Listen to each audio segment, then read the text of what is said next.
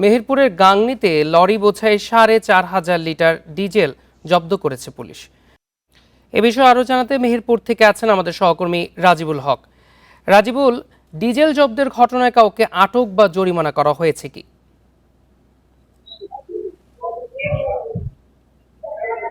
আসলে মেহেরপুর জেলায় গাংনী উপজেলার যে সাহেবনগর বাজারে তাহিদ ট্রেডার্স অভিযান চালিয়ে কালকে রাতে একটি ৪,৫০০ লিটার লরি ডিজেল সহ পুলিশ সেটিকে জব্দ করে থানা হেফাজতে নিয়েছে।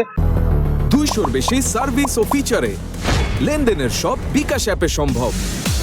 তবে এখন পর্যন্ত এই জব্দকৃত ডিজেলের জরিমানা কিংবা মালিকের কোনো বিচার কাজ শেষ হয়নি। তবে এটি বেলা 10টার পরে, অর্থাৎ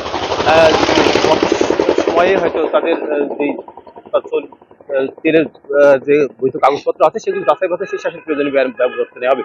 বৃহস্পতিবার মধ্যরাত অর্থাৎ গতকাল রাত 2টার দিকে এই গাংনী উপজেলার সাহেবনগর যে তাহিদ ট্রেডার্স আছে এবং এখানে যে ব্যারেলগুলো দেখা যাচ্ছে, এখানে মূলত ঝিনাইদহ ড 410043 তেলবাহী লরিটি এখানে আসে এবং এখানে সেই লরি থেকে ব্যারেলে তেল নামা ছিল এমন গোপন সংবাদের ভিত্তিতে মূলত পুলিশ এখানে অভিযান চালায় এবং অভিযান চালানোর সময় যে লরি থেকে তেল নামানো হচ্ছে, যে ব্যারেলগুলো দেখা যাচ্ছে এখন, এই ব্যারেলগুলোতেই মূলত তেল নামা ছিল।